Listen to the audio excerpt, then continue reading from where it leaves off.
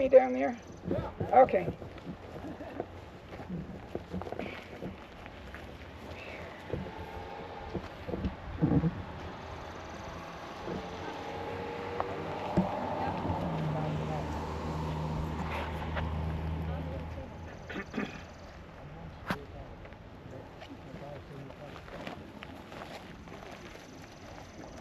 So the Battle of Port Republic is really hard to interpret because where we first stopped, for example, that's approximately where, of course, there was no railroad then. It's approximately where Jackson would have been, and he would have been pushing his troops piecemeal to the left and down that long field that's in the distance out here beyond these trees. So when you look at the map, Jackson would have been back here, pushing his troops this way. And down here, Tyler would have had his men, which would have been, there's a road that goes straight down here. His men would have been right along that road. So if you look at this, the road goes here, and his men would have been there. So as Jackson moves his men out, coming left to right, there is a charge that takes place with basically two regiments. It doesn't work out very well because you've got all of these Ohio boys, you've got artillery on the hill behind us. You've got some Hoosiers there too. You've got some Hoosiers here. Up there. How about Huntington's battery up here too? Well, that too, but don't fault, you know. Jim, come on up. Yeah, you're good, man. So, the first thing that Jackson does is he starts to move his men this way. He notices that there's killer artillery hitting his men on the flank from up here. So if you look at your map, he sends the 2nd Virginia and the 4th Virginia right. By the way, this driveway that goes up would have been the old road. And if you look right there, there's the tarred road, and just over that there's a cut. That would have been the old road, okay? That would have been here in '62. So the old road would have come right down there and right through here. Now Huntington's battery, for example, they said, was on the right side of the road. For the very first time I came here, I said, I mean, they would have been in the low ground over there. It doesn't make any sense. But if this is the old road, the artillery would have started here with Huntington's battery and worked up over the hill this way, from left to right, like that way. So he sends those two Virginia regiments here to take the hill. Doesn't go well. So approximately back where we were, have you folks heard of Jedediah Hotchkiss? Oh yeah. Okay, the map maker. And we talked about Dick Taylor. Yeah. And Stonewall Jackson. Yeah. So there's a not a big meeting, it's a famous meeting that happens there. And Dick Taylor comes up to Jackson and basically, Taylor says, my men are coming up, what do you want us to do? And he says, well, I want you to take your men and I want you to take those artillery pieces on the hill up here. And Taylor, I mean, he's pretty confident in his boys, so he says, sure, okay. He said, how do I get there? Jed Hotchkiss comes up and says, hi, what can I do? And he says to Hotchkiss, when Taylor's men get up here, I want you to lead them. I want a non-combatant, a map maker, because he knows the way to bring the men through here and attack this hill.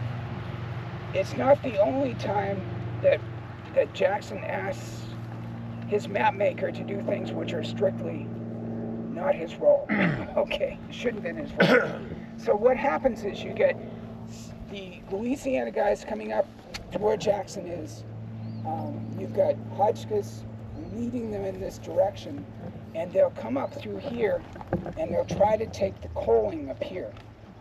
And as they approach here, actually you'll have one of the Louisiana regiments will kind of bear off to the left and fight down here, and then 3 of them will come up here to try to take the hill. So they'll come up the hill.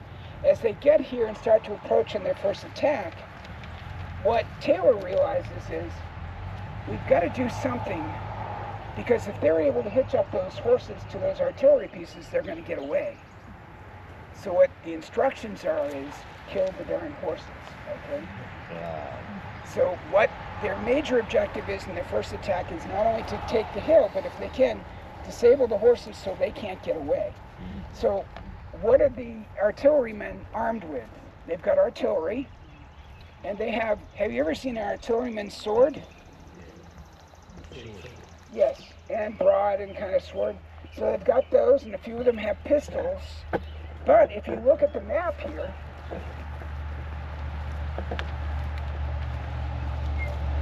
up behind them, up here, what are those guys? They're from Ohio? 66 Ohio? So they do have some backup. So it's not like when they make their attack up over the hill here, they're coming up just against artillerymen. They do have infantry support. So they'll mount an attack and they'll get repulsed. Now, in the meantime, Dick Ewell is starting to cross his men, and Dick Ewell starts coming down here following them. Well, there's an attack, there's a counterattack that the Union forces make, and if you look at phase 2, Dick Ewell is down here at the bottom, and as the Union forces move out ahead, Dick Ewell will, on his own, decide what he needs to do is to attack the Union forces on their left flank. And that's what happens. They'll move out. If you look at phase 2, they'll move to the left, and they're going to come in and attack the Union forces here. Oh, yeah. So they fail in their first charge up the hill. So Dick Taylor gets his men to charge a second time. And they come down the valley, up the hill into the face of artillery fire, and they're repulsed. All of that's happening over here. A third attack goes through and carries the hill. And everyone is trying to get out of here as quickly as they can. What's interesting, let me tell you this story. Out here on the field, Jackson has actually moved a couple of the artillery batteries. There's a gentleman that's out there, he's got pneumonia, and when that Union charge comes out at the beginning, kind of the battle with the repulsed and push the Confederates out of the way, the battery gets overrun. And what he does is he jumps into the little stream there, kind of pretends that he's dead, and the Union forces go over him, and then they're forced back over him again. So the interesting thing is that his uncle, his last name is Lewis. His last name is Barton. He's one of the famous Barton boys from Winchester. So before they had overrun the artillery, he had been shooting his guns this way. And afterwards, he would join his gun again and start shooting again. So I tell you that story because he is really sick with pneumonia. He goes back to Winchester. He gets out of the army, but he gets appointed to something called the niter. It was saltpeter was an important ingredient of, and one of the biggest sources of niter or saltpeter was actually the Shenandoah Valley for the Confederacy. So he's on that niter commission. He comes out about 6 months later, and he stops in to see his uncle. And his uncle says, "I want to show you something," he said. He said, "There's an artillery round that came right through the house, right through the summer kitchen, right out the back side." And the young man says, "I think I fired that shot." And it's probably true. Because the artillery battery was actually on this side, and if that got hit, it had to have been his battery that did it, okay? Anyways, just kind of a cute story. So, third attempt, they take the hill, capture most of the guns. I had a gentleman that toured with me several years ago. His father was a member of, his great-great-grandfather was a member of Huntington's Battery. And as they couldn't get the guns away, but they were able to get some of the what would you call, I guess the gunpowder and stuff, on the caisson. They were able to get one of the caissons away. And as it's rumbling along trying to escape, he gets bounced off the caisson, run over by the caisson, and captured by the Confederates. So it's kind of interesting because he came here to kind of find out where his great-great-grandfather had been wounded. And so I said, well, you know, when the Confederates leave here, they actually go up this road, heading out towards Brown's Gap. Yeah. So what I did is I took the guy, he said, I want to see where they escaped. So I took him up the hill here, and I said, this would have been the trail that they used. And he said, do you mind if I get out? And I said, no. And once again, you've got one of these folks, he's chasing his family, becomes very emotional. He even had me crying, which is a little bit embarrassing for a guide, but you know, anyways. But anyway, it's just funny. A lot of people love to come to these battlefields because they're tracing their families, their family history. But anyway, that's a couple of cute stories. So what happens is, if you look at your map, there's this final attack. The coaling is, you know, once they don't have the artillery support, the gig is up, and they start actually retreating to land just beyond the trees to the right. And that's actually land that the foundation has preserved. So they'll retreat in that direction. Jackson will follow them up. And the other thing that's kind of interesting too, remember on the other side of the river, trapped over there is Fremont. Well, if you look at this, notice Fremont actually pulls in with some of his artillery. So after the fighting is over, when they're out collecting wounded, both Union and Confederate, Fremont is shooting his artillery over here. Jackson doesn't like it, but there's not much that he can do about it. We actually, the last time we toured here, visited. This shows the artillery on this side of the Warriors Road. It actually was on the other side of the road. So there is this small mistake on the map. But the battle is taking place back and forth here. The coaling is secured, and everybody retreats in that direction. And they're going back towards what was then Conrad's store, Elkton now, in that direction. Jim? Just a couple things. This was the coaling, and you mentioned it was used to make charcoal. This would have been completely bare. There would have been no trees on this hillside at all. And maybe for a couple of them. So it changes the view of the battlefield when you think of that way. This probably wasn't there. You could see through to the fighting along the road. And while a lot of attention is placed to coaling because it was intense fighting, out in the field it was just as intense. There was 2 or 3 charges back and forth. Many of the veterans talk about being, throughout the war, one of the hottest places they had been. So that fighting, when we concentrate here, and rightfully so, we have to realize that for at least a mile, this fighting is pretty hot and intense. And Jackson is piecemealing them in. They come across on those wagons, walking across. So as soon as he gets a unit, he sends them in. It takes a while for his numbers to start taking effect, and that prolongs the fighting because you're sending a regiment at a time. It takes a while before you start seeing those numbers starting to have an effect on the battle. Again, a 3rd charge here to take the coaling. The other thing, do you know about the Lewises? No. Lewis was a Union Confederate. He was a slave owner, but did not believe there should have been succession. He was actually a Unionist. Yeah. And he would actually, he served the Confederacy. They had different furnaces up here for iron and what have you, and he could exempt people if they worked for his furnaces. So he exempted a lot of people, many of them Mennonite, what have you. He didn't need all of them, but he was actually in both ways helping and kind of abating and abetting the Confederate cause, because he was keeping men from their army, but he was doing smelting and other things for the army. But kind of a unique thing. We always think of one or the other on each side of this fight. In reality, this man believed in the Union, but was certainly not interested in emancipation. So again, just one of those human interest stories that we sometimes get lost when we start talking about troop movements and what have you. And you had said, like you said too, the coaling, of course, comes from what Jim said. You had to make charcoal in order to, to do anything, because there was no coal available. So there were a lot of iron plantations in the Shenandoah Valley. And what that means is you had, places where you made iron, you shipped them off to Treaded Iron Works down in, in Richmond, right? But a lot of the iron that comes from here during the war ends up in armaments and cannons and things like that.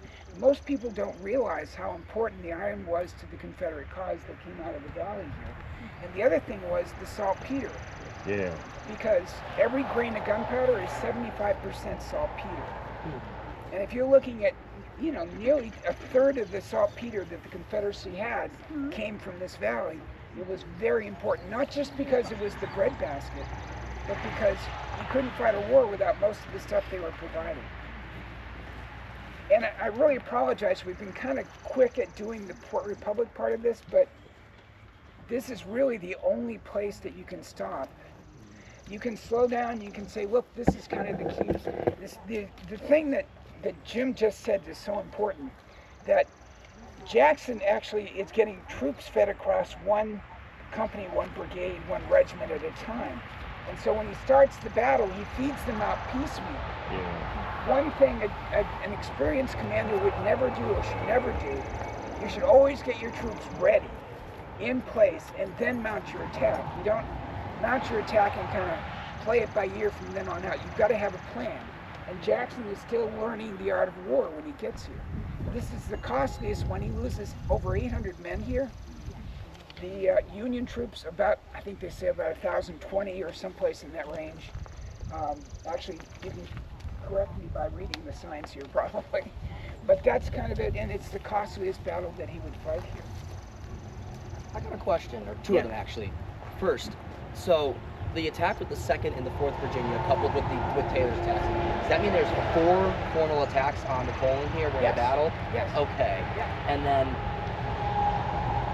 I had read before in Conquer the Valley that Jackson reportedly watched the advances on the Poland by watching Roboto eat because he was so large. Is that true, or is that more of myth? If you read the book you read would tell you that. Okay. Yeah, I don't know if it's true, but he was a big man. Yes. He was a big man. And he had some of the best troops that you could have. I remember reading that he was seen slashing the throats of some of the horses on the Poland here. Yeah, when they get up here, you fire your gun once, but what do you have left? If you can't reload real quick, like he said, you slashed the throats of those horses so they couldn't take those guns away. Any other questions? Yes. Yeah, and Jim, join in. 2 quick questions. How far up this road is Brown's Gap? Well, you have to go up. Brown's Gap is actually down there. Okay. So this road goes up and works its way over towards the road that feeds into Brown's Gap. Is there a road over Brown's Gap now? You can't No. get over it. Yeah, you No. can't A get fire over it. trail or something? You can go up and park and hike up that way. Yeah, okay. And if Fremont had gotten his artillery over on the other side of the river earlier, wouldn't that have been devastating to the south? That's a good. When you think about having artillery here and then artillery on the high ground over there, Yeah. I would think that would be another one of those killing fields, wouldn't you, Jim? What would you think? Yeah, it would, but it would have stopped the attack at that end. It probably wouldn't have affected here. Yeah. That's a pretty good. Couldn't reach here. If they had rifled, again, depending on which kind of artillery they had. If it was rifled, they could reach here. Yeah. But it's a pretty good distance. That's true, but it could have reached, I would think, you got a mile? They could have reached the battlefield, but then from there, Oh, yeah. how do you tell who you're shooting? Well, that's the other thing, the coordination. Yeah, I mean, you could guess. yeah. Well, let's see, the shield's supposed to come in this way, and we can't, so that must be. So I think that would, actually with the telescope, I think probably see battle flags and kind of figure it out. But the coordination of it, we're going to attack now, I need you to fight, that would have been lost. Yes. But it's a good question because how many batteries did he set up there? Several. Yes, I think there were 3, but I could Yeah. be, And a typical Union battery was 6 guns. So let's say 12 to 15, maybe 18. That would have made the attack along the river at that flank much more painful for the Confederacy and may have shifted the fighting more this way sooner. In other words, he's feeding men there and here. He may have stopped feeding there and just sent them around here this flank. That'd be my guess. Are there other Port Republic interpretive signs and the other safe property? Not right now, but that's in the process. Before that should be installed by the end of the month. We should have more interpretive markers Maybe a here. little trail? I think they should be adding trail as well and parking areas as well. So the new interp signs, like I said, that should be done by the end of June. Are they going to put artillery up here More again? out and we got one there. So it wasn't part of the artillery that we were raising funds for, but I believe that there was a replica cannon, like a aluminum tube or something, or There used that to we be- put up Buy here. one, I think get it's one in free Dan's kind of office deal? right now. There used to be artillery here when we first used to come here. I You think can that's- see the concrete right there that they were mounted on. I think that's what Dan's plan is to get No, some of the the foundation but it wasn't part of the raising funds. Is it safe to say Fremont and Shields both did poor jobs? Say that Is again? it safe to say Fremont and Shields both did poor jobs here? Yes.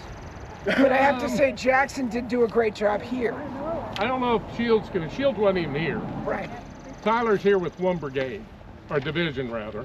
Yeah. Basically 2 brigades. He's outnumbered. You could argue he held out longer than maybe anticipated. Again, with the coal lane, it's a pretty demanding position. Yeah. And Tyler but- had 3,800 men. right Yeah, there. maybe 38, and Jackson's got 5,000 at the outset, and then he just keeps feeding them in after that. So it's already a mismatch. Position to the Union, numbers of body on the Confederate. So it kind of gets down to, if you push enough men anywhere, there's a good chance you can take the position. And the artillery, Huntington's battery, for example, had a section at the far right, and the other 2 sections were right here. So there was artillery there as well as at this end. So, and then Jackson moved out 2 artillery batteries out here. So, anyways, I don't know the time, but I think we've held you folks up. If there's any other questions. By the way, the museum, thank you, is open till 4 o'clock. They have a representation of Turner Ashby's body lying in state there. And what happened was they put him in the parlor, and there's a window, and they put it near the window so people didn't have to enter the house. They could actually go to the window and look at his body through the window. There's a representation of that in there. That's right. And by the way, there was never a photo that we know of that was taken of Turner Ashby in life, but there is one in death. Okay? Oh, And that's there, And that's there. Yes, as you know. in the casket. Right, there's a wooden casket kind of. Yes. But yes, now, like I said, there's a reenactment going on. I didn't see too many people in town. You're welcome to go back to the museum or any place here, of course, that the foundation has. When we leave here, what I usually do is I go down this road to the end at Lawyers Road, take a left and get back out onto Port Republic Road and head back to its Harrisonburg. I'm not going to do anything. Jim, you want to get a sandwich on the way? Might. Okay. Yeah. We're not, the folks that have the barn over by the Widow Pence farm, they support the foundation. They have things they sell there for the foundation. They have things, maps and giveaways and things like that. They're very nice. We do our best to support them. If you're starving, it's the only place Yes. within 20 miles. But Jim, I have to warn you folks, don't get the chicken salad. They put something in it that makes it habit forming. And I don't know what it is, but every time I go to drive by, it's like chicken salad. Cranberries. Yes. Remind you of Paul. That's why Costco sells so much. Is it? Anyways, I'm just telling you that because they're nice to us. Plus, there's a plaque there, there's a wayside marker, and there's an artillery piece there now as well. So, anyways, that's my advertisement. Or you just parked at the Widow Pence. No, actually, it's that barn that was on the hill in the distance. As just before you get to the way we went to the artillery ridge, up on the hill. Some of you turned around there. Okay. That was my left turn, right turn, where we turn. I was going to collect everybody up there, make sure we have right, then come That's why I back. kind of kept going, why are they going right? And there goes another one. It was There a goes bad another idea. I admit it. follow the leader. one. Yeah, Follow the leader. No, that's exactly right. that's okay. You came back. We came back. And you folks have done very well to put up with this. We really thank you. He's an employee of the foundation. We just volunteer for this gentleman. By the way, he does a great job when we talk Thank you. around. But We're glad that you keep us around. I'm glad you guys are around. But I would love to see you guys here, or to see you guys down at 2nd Winchester next week, Saturday, June 14th. That's just next week from now. We have another great tour going on, led again once by Peter Dalton. And Jim Gurker will be there. I'll be there. You'll see a few other great faces from the foundation. So definitely be involved in that one. There? Jack's going to be there. There's some big announcements that might be set in place for that weekend. So Yes. Some land, maybe? perhaps. So definitely be there at 2nd Winchester. The opening of the Gettysburg campaign. We'd love to see you guys there next weekend. It's 9 o'clock at the Kernstown At the Kernstown Battlefield. Rain or shine. Rain or shine, apparently. And then it'll end around Could be Stevenson's both. Depot. We're going to be there no matter what. So. Yeah. And like I said, what we do is we kind of have, like, this gentleman's in one place, Jim is doing another. We have it, that way you don't, you know, their voices are much better than mine. So. Well, where I was concerned, it's more urban. We Yes. don't know how many cars we're going to have. And Yeah. Oh, yeah. Thank you, Pete. Hey, appreciate it. Thank you. And Jim.